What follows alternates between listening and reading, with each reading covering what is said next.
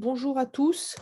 On est encore en janvier, donc je pense que je peux encore vous souhaiter une très très bonne année 2022. Espérer qu'on arrivera à se revoir plus en présentiel qu'en distanciel, comme c'est encore le cas pour ce nouveau cycle des conférences 2022. Vous avez probablement vu sur le programme que on espère pouvoir tenir quand même l'école de printemps et l'école d'automne en présentiel. Mais cette première conférence et les suivantes sont encore en Zoom avec, comme vous pouvez le voir, un changement qui fait qu'on peut se voir et peut-être interagir au moment des questions de façon plus facile et plus fluide. Donc, comme vous avez reçu tous le programme, vous savez que cette année, notre cycle de conférences 2022 sera consacré à l'exploration et à l'étude des facteurs de risques environnementaux dans les maladies mentales. Ça nous concerne absolument tous et toutes les maladies, et ça concerne à la fois des aspects de compréhension, mais aussi des aspects d'impact clinique, et aussi bien sûr des impacts éventuellement de prévention et de stratégie thérapeutique. Donc, c'est vraiment un sujet qui nous a paru comme extrêmement important et c'est un sujet sur lequel plusieurs équipes de la Fondation travaillent. Donc pour commencer et introduire en fait ce nouveau cycle de conférences, on a la chance d'avoir avec nous aujourd'hui quelqu'un qui va nous donner une vision générale de l'impact de l'environnement sur la santé globale. Et j'ai pensé que c'était vraiment important de demander au directeur de notre unité INSERM, le directeur de l'Institut Mondor de recherche biomédicale, qui est le professeur Jorge Buskowski, qui est professeur de pneumologie et dont la spécialité dans le domaine de la recherche, c'est l'impact de l'environnement sur la santé. Vous allez voir à quel point il y a des points communs entre l'impact sur la santé en général et sur la santé mentale. Donc, je pense que on a la chance d'avoir vraiment une très belle introduction à ce domaine de recherche. Et on a la chance aussi d'avoir comme discutant modérateur le professeur Pierre Thomas, que je ne présente pas. Vous savez tous qu'il est professeur de psychiatrie à Lille et qui va donc modérer cette session et interagir avec Jorge et bien sûr avec vous. N'hésitez pas à poser vos questions soit oralement à la fin en levant la main et aussi en écrivant vos questions sur le chat qui est en bas. Je renouvelle ma demande que vous puissiez bien penser à éteindre vos micros pour qu'on puisse laisser Jorge seul en scène. Jorge, à vous l'honneur et un très très grand merci d'avoir accepté d'ouvrir ce cycle de conférences. Merci beaucoup. Bon, merci beaucoup Marion, merci beaucoup pour l'invitation à participer à ce cycle très prestigieux. Donc, c'est un honneur pour moi. Donc, je vais partager mon écran. Donc, je vais faire cet exposé comme Marion a dit et m'a demandé sur environnement santé avec un focus final sur quelques données sur la santé mentale. Donc, le plan de l'exposé, d'abord, on va aller du plus général au plus particulier. On commencera par une notion d'environnement, notion d'exposome. Ensuite, je vais parler un tout petit peu de ce que je connais mieux, qui est les effets plutôt de la qualité de l'air ou de la pollution atmosphérique sur la santé, en allant d'abord aux effets respiratoires et finalement aux effets extra-respiratoires et sur la santé mentale. Je pense qu'on peut prendre l'exemple de la pollution comme un démonstrateur des effets de l'environnement sur la santé. Donc, le concept de santé, je dirais, environnementale ou l'étude du rôle de l'environnement sur la santé, c'est ancien, mais a commencé à prendre, je dirais, corps les 25 ou 30 dernières années. Vous avez en haut la définition par l'OMS de la santé environnementale qui comprend les aspects de la santé humaine et incluant la qualité de vie, par exemple, qui sont déterminés par les facteurs de diverses natures qui sont partie de notre environnement. L'environnement étant défini en quelque sorte par tout ce qui nous entoure. Et dans cette ligne de définition, une dizaine d'années plus tard, apparaît la définition de l'exposome faite par Wild, par un peu opposition au génome, l'exposome se définissant comme la totalité des expositions auxquelles un individu est soumis tout au long de sa vie. Donc, il y a une notion de multi-exposition et une notion longitudinale, c'est-à-dire de durée. Et donc, c'est une représentation, comme écrit, complexe, dynamique de toutes les expositions à laquelle une personne est assujettie. Et donc, si on voit ça un peu plus en détail, vous avez dans cette figure tirée d'un papier de Valérie Siroux, qui est une épidémiologiste qui travaille à Grenoble, et qui représente un petit peu l'exposome. Et vous avez dans la partie haute de la diapo, je pense que vous voyez ma flèche. Oui, tout à fait. Oui, okay. Donc, vous avez d'abord l'environnement un petit peu spécifique. Je dirais, par exemple, les personnes qui fument des cigarettes ou qui mangent un certain type de nutriments. Ensuite, l'environnement un peu plus général, comme la qualité de l'air ou l'environnement urbain. Ça va interagir directement avec la santé, ou ça peut passer par ce qu'on appelle l'environnement interne, c'est-à-dire des modifications protéiques ou génétiques qui elles-mêmes vont avoir un effet sur la santé. Donc, dans ce cadre, j'ai pris, comme je disais au début, comme exemple des effets de l'environnement sur la santé, tout ce qui touche un peu la qualité de l'air et la pollution atmosphérique, donc qui résulte, comme on va voir, soit de notre mode de vie avec l'utilisation des voitures et la fréquence des espaces verts ou même les changements climatiques. Et donc, ça devient un espèce de démonstrateur de l'effet général de l'environnement sur la santé. Donc, qu'est-ce que c'est la pollution atmosphérique finalement? C'est un petit peu un mélange de tout ce qu'on trouve dans l'air, et que ça soit donc un mélange complexe où il y a des gaz essentiellement et des particules donc il y a une quantité vraiment importante qui dépend entre autres de la lumière du soleil, dont la composition change d'une façon dynamique et qui peut donner lieu à des composés secondaires issus des réactions des composés primaires. Donc, concrètement, on a différents types de gaz, comme je dis dans l'ozone, par exemple le O3, ou le monoxyde du carbone, et des particules. Et des particules qui sont issues essentiellement, mais pas que, de la combustion de moteurs diesel, et qu'on appelle en anglais PM pour particulate matter. Et donc, on différencie des classes en fonction du diamètre. Et ça, on verra après que c'est important. Donc, des particules qui ont un diamètre de moins de 10 microns, le 10, les chiffres font référence au micron, des particules qui ont un diamètre inférieur à 2,5 microns, qu'on appelle des particules fines, et des particules qui ont un diamètre inférieur à 0,1 micron, c'est-à-dire 100 nanomètres, qu'on appelle des particules ultra fines. Et donc, ces particules et ces composants de la pollution peuvent venir de l'activité humaine, donc industrie, comme je dis, transport, mais aussi il y a des sources naturelles, c'est-à-dire par exemple les émissions des volcans ou l'érosion du sol, etc. Donc, un mélange complexe, donc composition dynamique et variable avec un rôle, je dirais, sur la santé important des particules.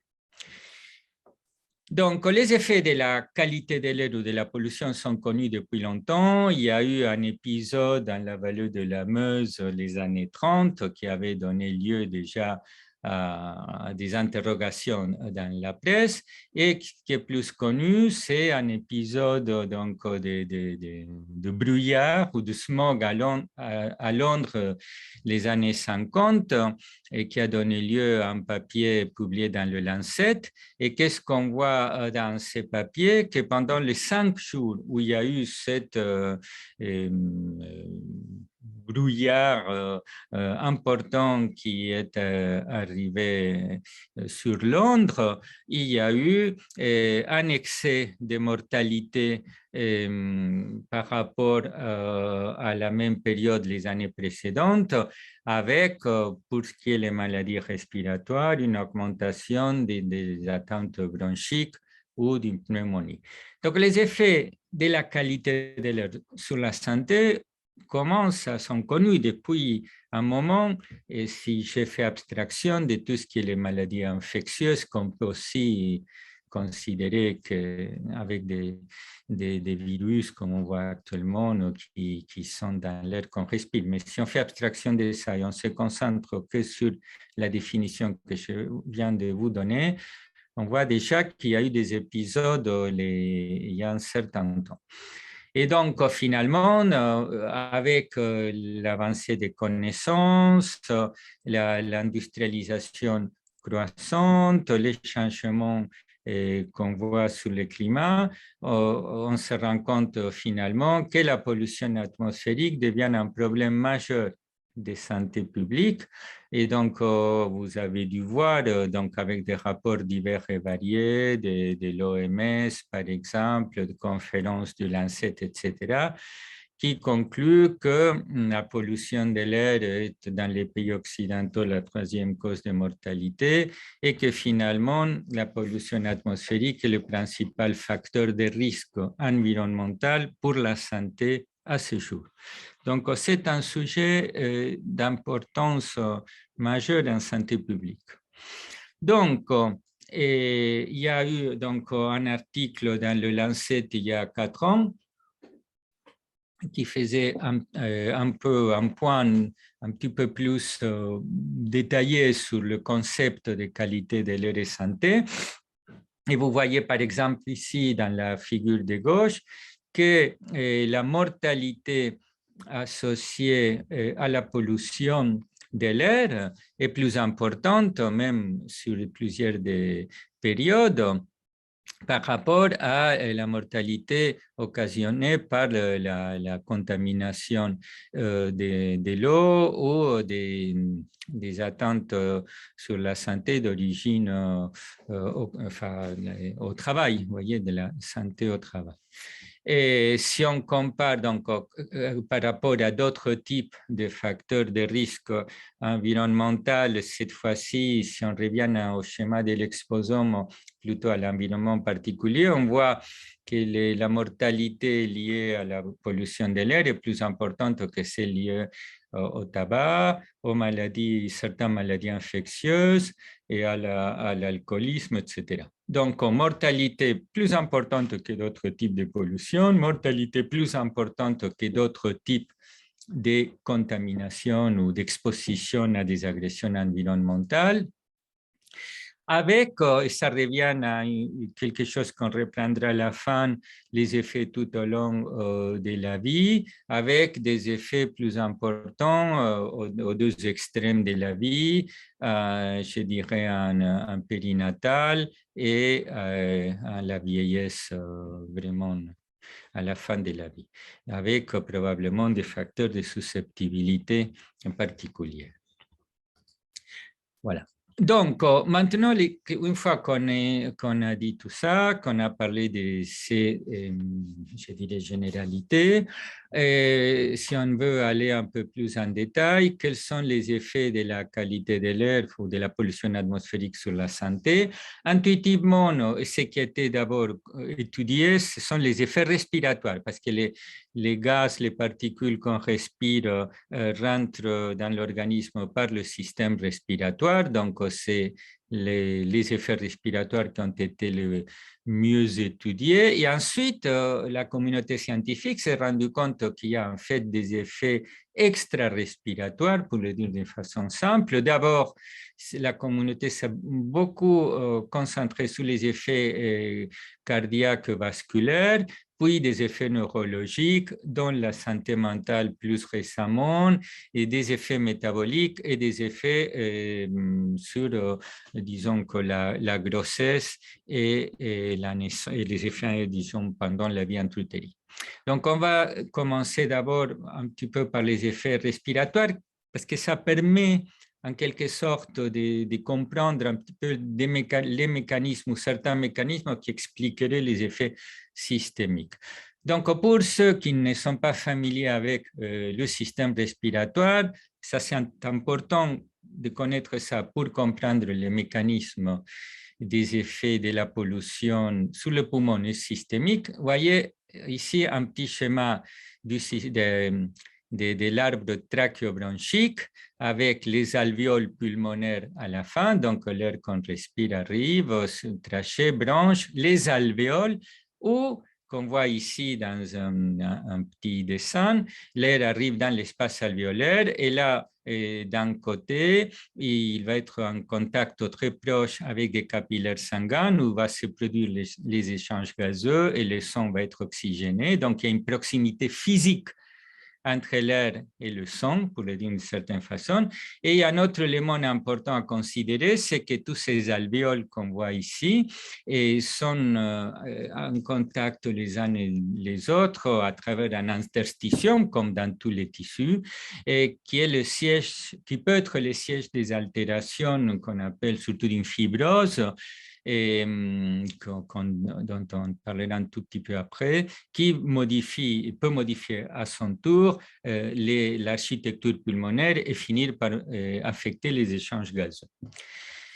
Un autre concept important, mais c'est le concept de comment l'organisme réagit face aux agressions véhiculées par la pollution atmosphérique. Et je pense qu'il faut se caler un peu sur la réponse face à un autre type d'agression, comme l'agression infectieuse. Donc, vous avez ici un exemple, un petit dessin sur la peau. Donc, voilà, il y a une lésion cutanée, des bactéries qui arrivent. Et donc, quand les bactéries arrivent, il y a tout de suite des mécanismes qui font qu'il y a l'arrivée des cellules sanguines inflammatoires, de neutrophiles ou de macrophages tissulaires qui vont essentiellement phagocyter et détruire ces bactéries à travers la synthèse des radicaux libres de l'oxygène en grande partie. Et ça va permettre de supprimer l'agent agresseur et déclencher la réparation des tissus.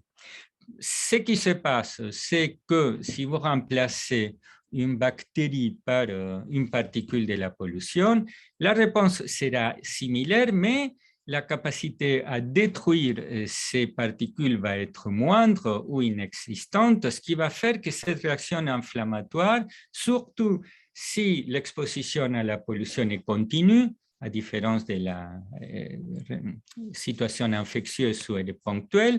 Vous imaginez que si vous respirez tous les jours un tout petit peu de particules tout au long de plusieurs mois, plusieurs années, cette réponse inflammatoire devient chronique et moins efficace. Et ces mécanismes de réparer le tissu deviennent un peu un mécanisme dévié de sa fonction primaire et ça provoque une espèce de cicatrisation du tissu qui est la fibrose. Et donc, sur les réponses chroniques les effets chroniques de l'exposition à la pollution au niveau pulmonaire, on voit des réponses de type fibrose.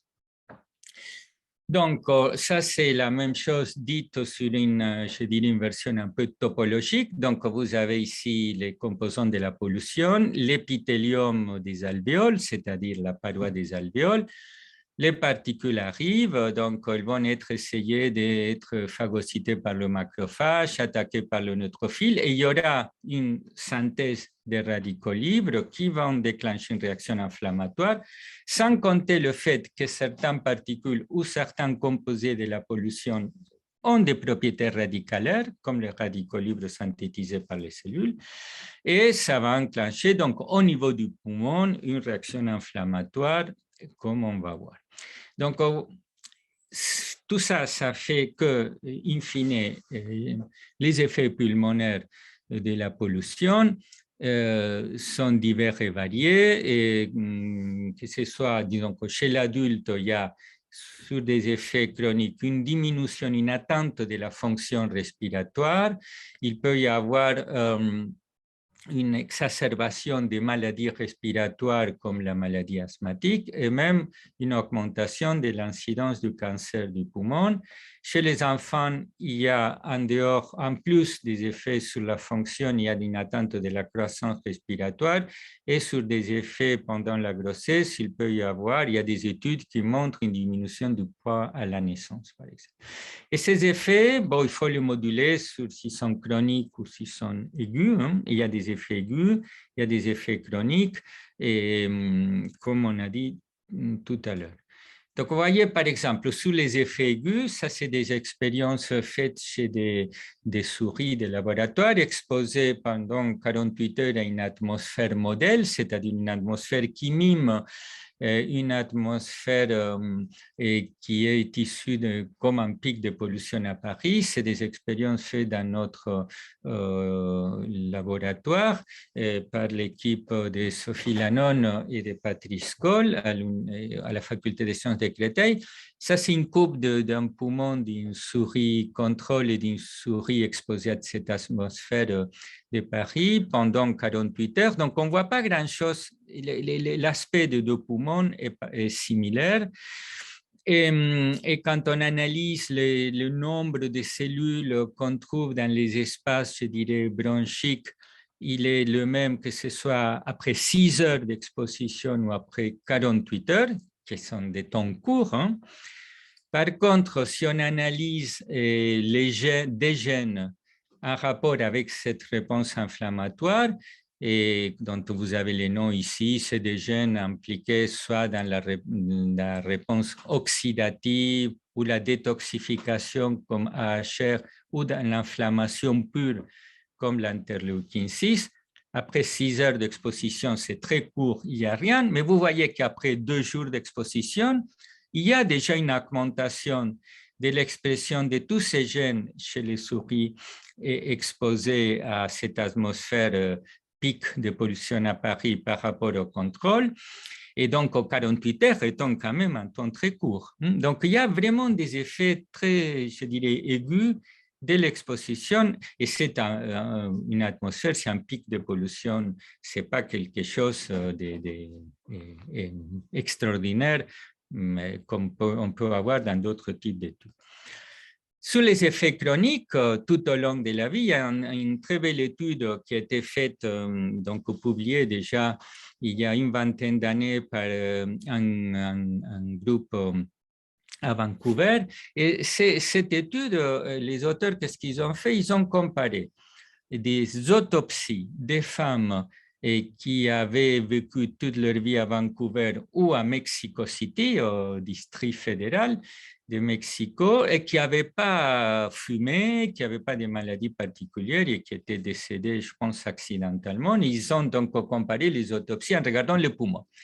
Donc, vous voyez, ici, en A, vous avez une coupe du tissu pulmonaire, ça c'est une branche, hein, et ça c'est les parois alvéolaires d'une femme qui avait vécu toute sa vie à Vancouver, et vous voyez le même type de tissu en C chez une femme qui avait vécu donc à Mexico. Vous voyez que les structures du poumon est complètement remaniée avec ces zones ici de fibrose, la lumière bronchique rétrécie, ce qui peut expliquer une atteinte de la fonction respiratoire. Bon, ça c'est la même chose sur la paroi un peu zoomée.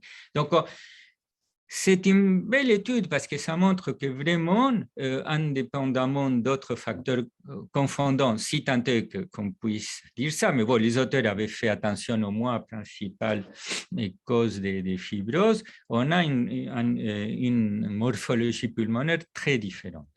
Et là, en A, c'est toujours le poumon de Vancouver, et vous voyez que dans le poumon d'une femme qui avait vécu à Mexico, on voit des amas de particules dans la paroi bronchique, vous voyez, ou dans l'interstition pulmonaire, ce qui montre ce que je vous disais au début, que l'organisme ne peut pas se débarrasser de ces particules quand la charge est constante et que finalement, c'est ça probablement qui provoque la fibrose.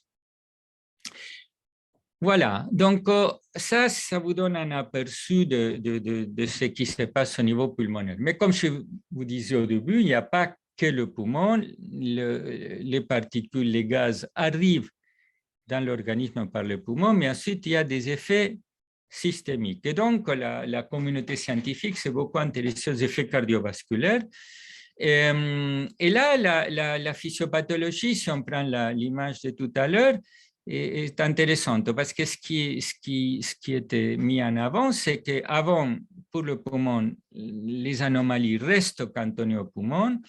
Maintenant, comme vu la proximité des capillaires sanguins et, disons, l'interstition pulmonaire, cette inflammation provoquée par des cellules inflammatoires pulmonaires peut passer, disons, dans le sang et déclencher une inflammation systémique. Et d'un autre côté, ce qui est mis en avant, c'est que des composés solubles ou des métabolites qui font partie de la pollution peuvent passer, eux, directement dans la circulation sanguine et qu'il y a des articles qui montrent que les particules peuvent passer elles-mêmes.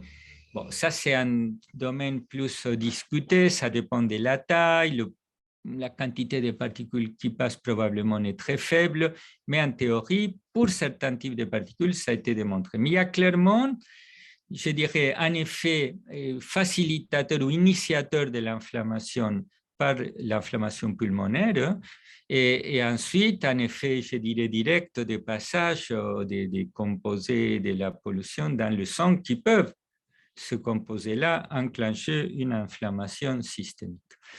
Donc, ce dessin reprend un peu le même type de schéma.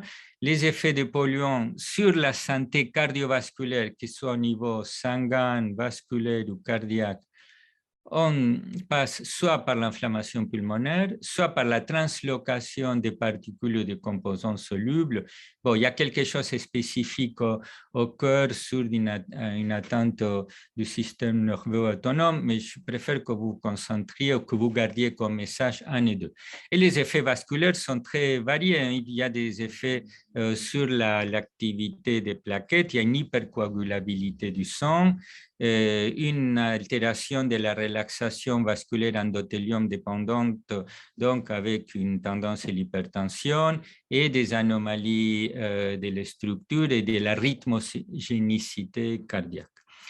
J'ai mis un exemple expérimental d'un effet sur l'artériosclérose. Donc ça, c'est un travail effectué chez des souris par des collègues de l'université de Californie, Jesus Araujo, qui travaille dans un laboratoire très connu sur les effets des particules plutôt. Et donc, qu'est-ce qu'ils ont fait? Ils ont pris une souche de souris qui est particulièrement sensible à l'athérosclérose. C'est des souris qui sont déficientes pour la polypoprotéine E, qui développent spontanément avec une diète riche en lipides facilement une athérosclérose. Et ils ont exposé ces souris 40 jours, soit à de l'air filtré, soit à de l'air contenant des particules fines de moins de 2,5 microns de diamètre, soit des particules ultra fines. Okay? Et donc, ici, vous avez une coupe de l'aorte et en rouge, c'est les lipides qui sont dans la paroi aortique. Donc, chez une souris exposée donc, à l'air filtré, aux particules fines et aux particules ultra fines. Et vous voyez que la surface colorée par les lipides qui révèle la plaque d'athérome est plus importante à l'œil nu, on le voit chez les animaux exposés aux particules que chez les témoins.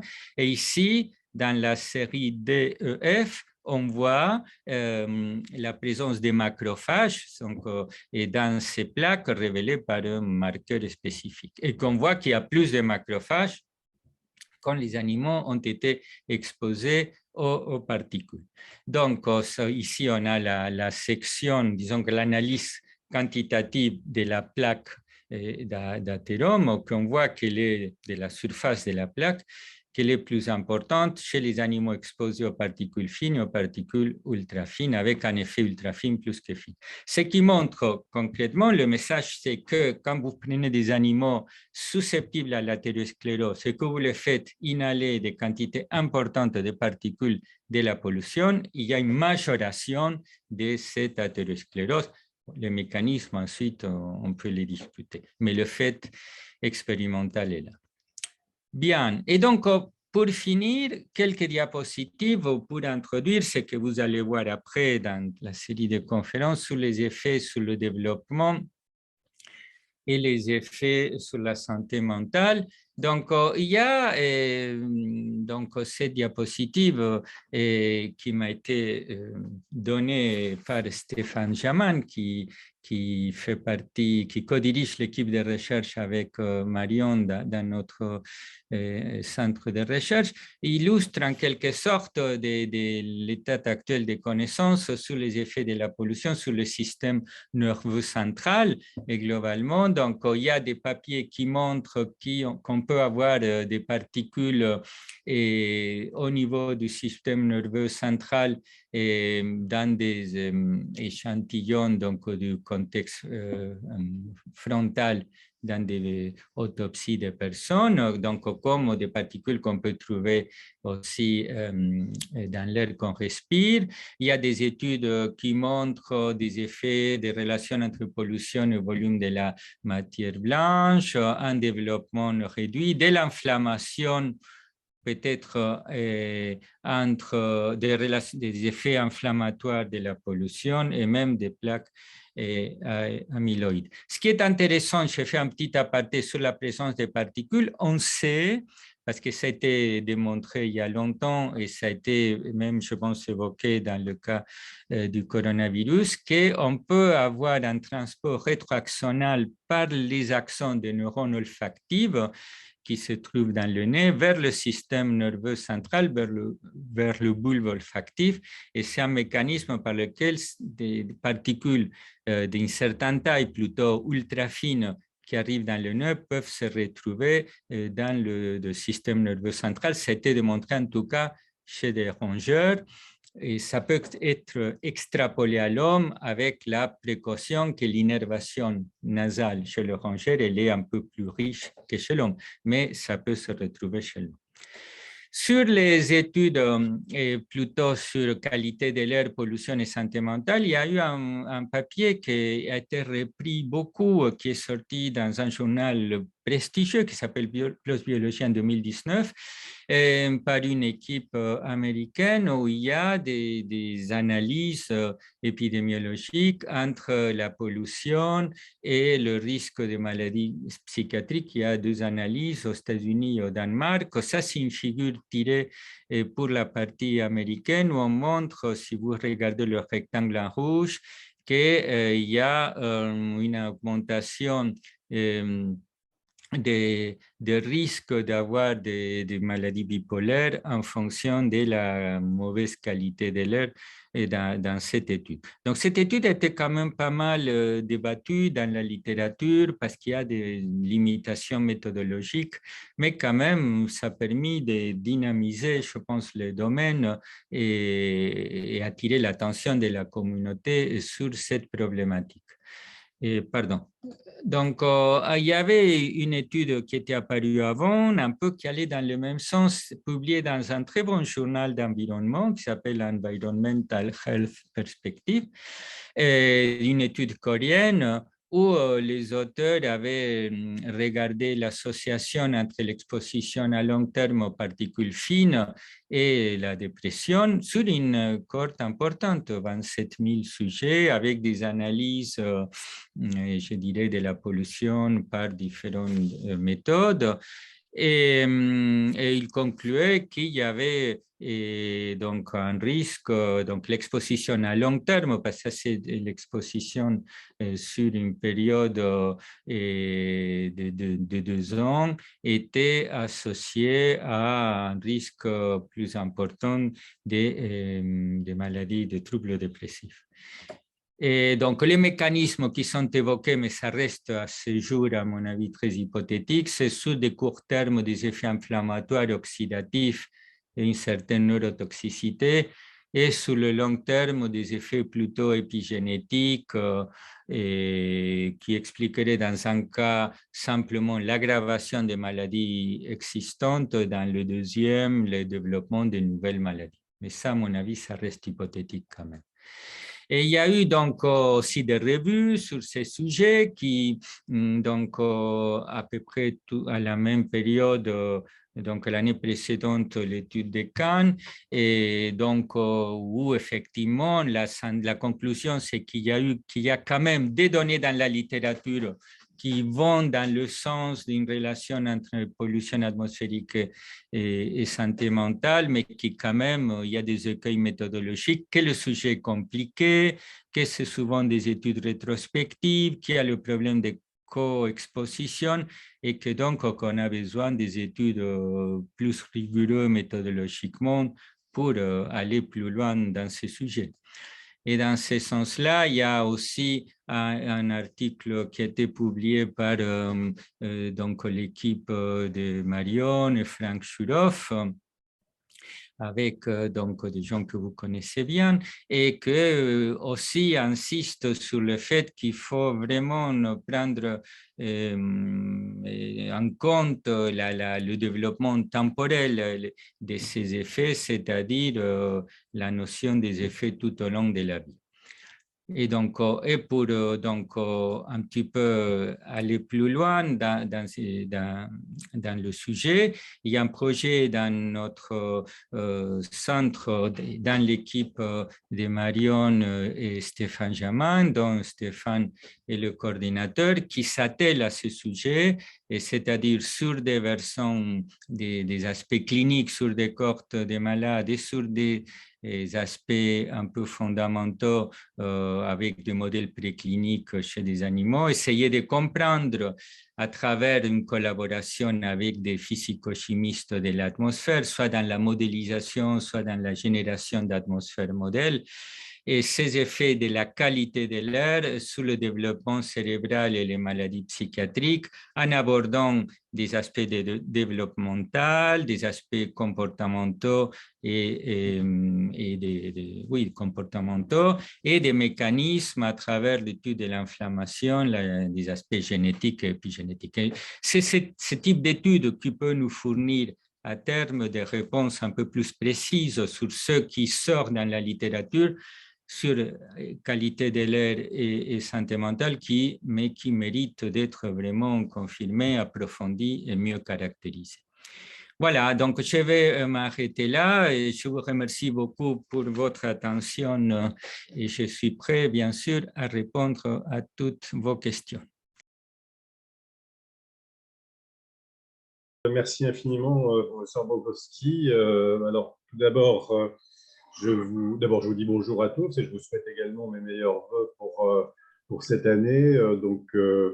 Je suis très honoré de participer à la modération de cette première séance du cycle de conférence, notamment suite à une intervention aussi brillante sur professeur Bobrowski. C'est un domaine qui est peu connu, hein, en tout cas, même pour les médecins, les étudiants que par exemple ce que j'ai été. C'est vrai que c'est pas une thématique pour laquelle on a eu beaucoup d'enseignements.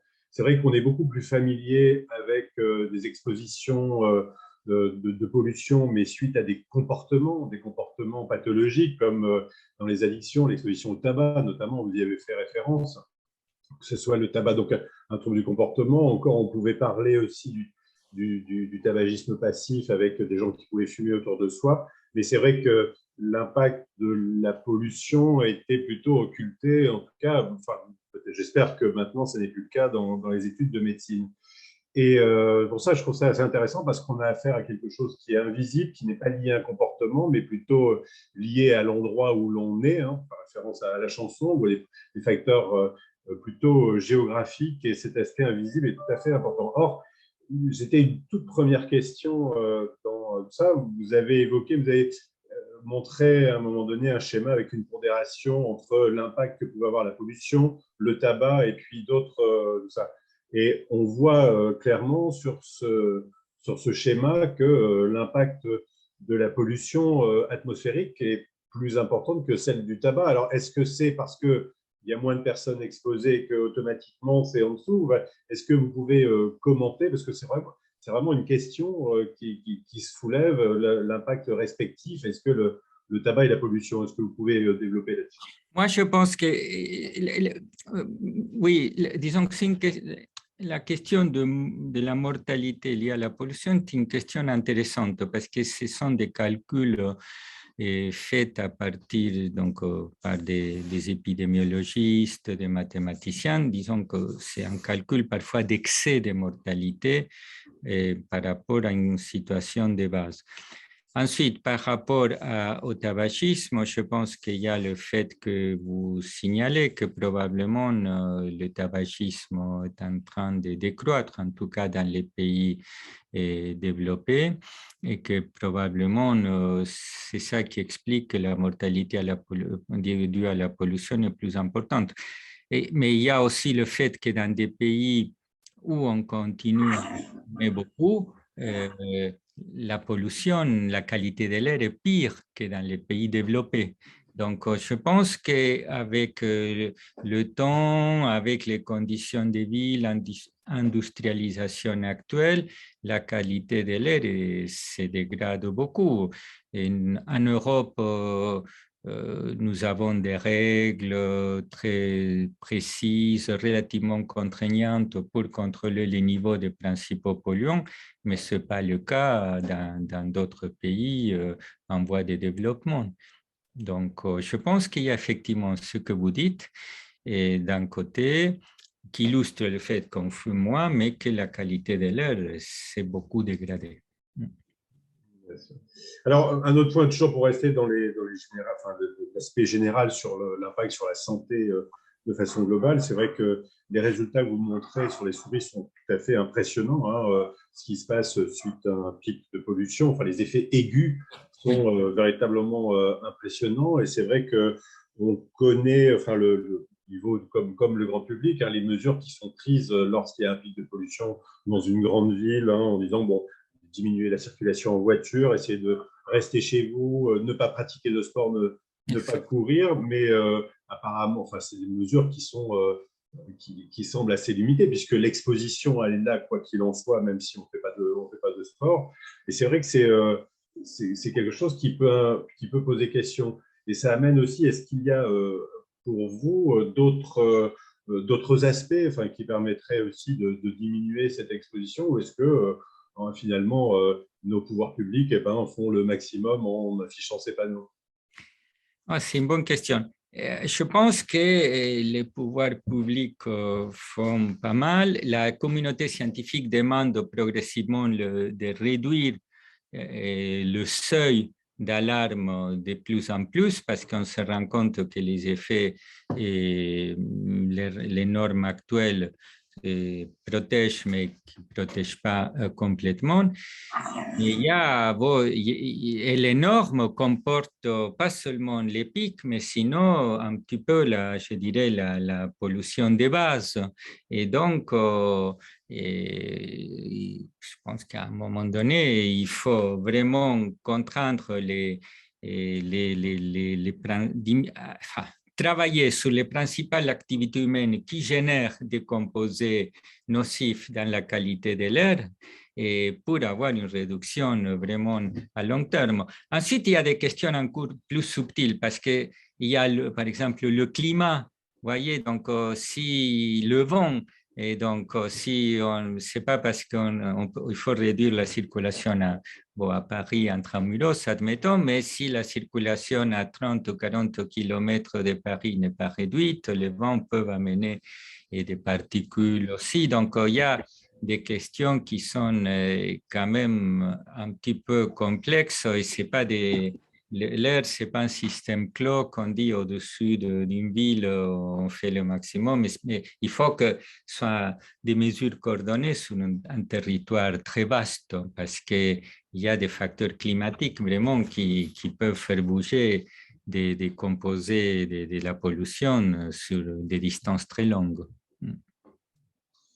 Merci pour cette réponse. Alors, je propose maintenant d'aborder peut-être l'aspect plus santé mentale, encore que bon, les liens sont importants et c'est des questions. Alors, je signale aussi à l'auditoire que, bien sûr, vous pouvez lever la main pour poser une question, parce que bon, je vous propose donc n'hésitez pas en complément. Je vais peut-être relancer une des premières questions. Enfin bon, peut-être Marion, tu souhaites poser une question. Oui, moi, je veux bien continuer à animer la discussion, mais c'est vrai que vous êtes tous les bienvenus si vous souhaitez poser des questions. L'idée, c'est vraiment qu'on puisse échanger et discuter tous ensemble. Avant qu'on passe à la partie plus santé mentale de la discussion, j'aurais bien voulu savoir si en pneumologie, où on connaît finalement l'impact de la pollution de l'air, comme vous l'avez fait remarquer tout à l'heure depuis bien plus longtemps, on sait prendre en compte à la fois le fait qu'il y a des co-expositions et le fait que ces expositions, elles vont varier au cours de la vie. Donc, est-ce que ça, c'est des choses qu'on sait moduler ou modéliser et dont on sait explorer les conséquences physiopathologiques, ou est-ce que c'est tellement compliqué que finalement c'est à un temps donné et c'est uniquement des études transversales? Non, il y a des études longitudinales, il y a des cohortes. Et par exemple, il y a une cohorte européenne qui existe depuis, je pense, presque 30 ans et qui s'appelle la cohorte européenne des santé respiratoire, où il y a des gens, il y a différentes villes en Europe, il y a 3 villes en France, Paris, Grenoble et Montpellier, je pense, qui ont des analyses de fonction respiratoire tous les 10 ans et ils ont eu des analyses sanguines où on peut étudier du polymorphisme génétique, je pense à la deuxième campagne. Nous, on a travaillé sur cette cohorte pour montrer, par exemple, l'exposition des facteurs à la fumée des cigarettes, parce qu'il y a le statut tabagique, de polymorphisme, l'interaction exposition fumée et polymorphisme génétique sur le déclin de la fonction respiratoire. Donc, on fait ça en santé respiratoire, mais il faut des cohortes prospectives sur du très long terme, parce qu'il y a les effets aigus. Donc, je vous ai parlé, mais globalement, les effets aigus, il y a un pic inflammatoire, ça s'en va, et s'il n'y a plus d'exposition, il n'y a pas d'effet à long terme. Et vraiment, la genèse des maladies est liée aux effets vraiment à l'exposition à long terme. Et comme les effets de la pollution, pour qu'il y ait du remaniement tissulaire et de modifications plus profondes prennent du temps, il faut vraiment, et c'est bon, comme il y a des normes et le niveau de pollution sont en tout cas en Europe de plus en plus contrôlés, ce qui fait qu'il faut beaucoup de temps pour observer des effets. Donc, il faut des cohortes prospectives. En santé respiratoire, il y a des choses dans cet ordre-là. L'autre élément important, intéressant de la réponse, c'est l'exposition dans la vie intra-utérine, ce qu'on appelle les déterminants précoces des maladies de l'adulte. Et maintenant, on sait que, par exemple, le risque de développer une bronchopneumopathie chronique obstructive à l'âge adulte peut être en rapport avec des expositions qu'on a eues pendant la vie intra-utérine. Donc, nous, on travaille sur ça. Sophie Lannon travaille sur l'exposition à la fumée des cigarettes, enfin, exposition aux particules pendant la vie intra-utérine et sensibilité à la fumée des cigarettes à l'âge adulte. Voyez. Donc, oui, il y a des choses comme ça en santé respiratoire, mais c'est des cohortes qui prennent beaucoup de temps à être constituées et à avoir des résultats. J'ai encore une question pour qu'on puisse passer à la partie de la discussion que Pierre voulait aborder à l'instant, qui est l'impact santé mentale. Moi, je suis quand même globalement très frappée par l'absence de spécificité finalement de tous ces facteurs environnementaux qu'on retrouve aussi en psychiatrie, même si, comme on pouvait s'y attendre, c'est un peu oublié des schémas, des papiers de synthèse où on parle de maladie mentale, on ne parle pas de stress, ce qui est un peu étonnant dans tous les facteurs. Je ne sais pas si normalement ça devrait faire partie de l'exposome. Donc, je suis à la fois étonnée de l'absence de spécificité et probablement de l'absence d'hypothèse sur pourquoi est-ce que dans un cas, on va développer une BPCO ou dans l'autre cas, on va développer une dépression. Est-ce que c'est le terrain génétique? Est-ce que c'est la succession d'expositions? Est-ce que c'est le moment où ces expositions ont eu lieu? Enfin, bon, j'imagine que ça, il n'y a pas de réponse, mais je trouve ça très frappant. Oui. Non, mais le sujet est très complexe parce que même que ce soit la pollution atmosphérique, il y a plusieurs composants et donc les études expérimentales globalement travaillent sur une exposition, c'est un type de particules. Donc là, ce qu'on essaye de faire à Créteil, c'est modéliser les atmosphères, mais il n'y a pas beaucoup d'endroits qui font ça. Donc, et ensuite, ça c'est qu'à l'intérieur de la qualité de l'air. Si ensuite vous rajoutez d'autres co-expositions, comme par exemple le bruit où on se rend compte maintenant que c'est un facteur important sur la santé cardiovasculaire ou métabolique, ça devient, c'est vraiment compliqué. C'est pour ça qu'il faut des consortiums un petit peu pluridisciplinaires et pour pouvoir aborder ça. Je relais une question là, qui est sur la boîte de discussion. Est-ce qu'il y a une cartographie? Est-ce qu'il y a même en France ou en Europe, une cartographie ou des indicateurs géographiques qui permettent de dire les endroits où on est moins exposé ou plus exposé? Mais bon, vous venez d'évoquer d'autres facteurs d'exposition. Mais est-ce qu'il y a des données là-dessus? Est-ce que sur cette cartographie avec des expositions plus ou moins importantes, il y a aussi des variations pour des pathologies générales ou peut-être ou d'autres? Ça, c'est un sujet que je connais moins. Il y a eu des choses comme ça sur le Covid. Il y a eu, je me suis intéressé un petit peu l'année dernière à la relation entre pollution atmosphérique et incidence ou gravité de la COVID-19. On voyait qu'il y avait une gradation et avec plus, en tout cas dans les premières vagues, une incidence plus importante plutôt et à l'est, une diminution à l'ouest sur toute la façade atlantique. Est-ce que ça a été un rapport? Et en Italie, il y a eu des choses qui ont été faites dans le même sens. Disons que les zones plus polluées, par exemple, il y avait plus, l'incidence était plus importante pour ça. Donc, oui, il y a des études, il y a des analyses cartographiques. Donc, en fait, mais sur un point de vue général, il y a beaucoup d'études épidémiologiques qui montrent que les villes les plus polluées sont les villes qui ont le plus de maladies respiratoires, par exemple, etc. Ensuite, et je ne connais pas particulièrement en France qui sont les endroits les moins pollués, mais souvent les grandes villes sont, en tout cas pour tout ce qui est pollution issue des transports, c'est des combustions diesel, par exemple, c'est plus important dans les grandes villes. Très bien. Donc, pour aborder la santé mentale, alors c'est vrai que la notion de co-exposition, c'est une question qui, je pense, brûle les lèvres de tout le monde, puisque c'est vraiment quelque chose d'important. Et notamment, on voit dans le champ de la santé mentale et de la psychiatrie l'importance des traumatismes précoces, hein, donc ce qui peut être lié à des interactions, soit avec des violences, des carences, etc. Enfin, des choses tout à fait importantes, notamment des psychotraumatismes de type 2 qui sont répétés. Alors, est-ce qu'il y a des arguments ou des données qui permettent de penser que l'un pourrait faire le lit de l'autre? Est-ce qu'il peut y avoir, en plus d'une co-exposition, des facteurs qui viennent aussi de façon synergique, enfin, augmenter le risque d'apparition? Est-ce qu'il y a des arguments dans ce sens-là? Il y a je peux mettre des hypothèses, vous voyez, et dans le sens où on sait, par exemple, que, je vais faire un raccourci, mais il y a la sénescence, le vieillissement cellulaire, et c'est un mécanisme qui peut enclencher une réaction inflammatoire. Okay? Et on sait que le stress psychique, il y a eu des papiers qui ont montré que le stress important peut enclencher une sorte de vieillissement transitoire accéléré. Donc, on pourrait penser que ce type de situation que vous décrivez puisse favoriser des réponses inflammatoires quand il y a une deuxième agression qui arrive, comme peut être une agression inflammatoire ou infectieuse, ou que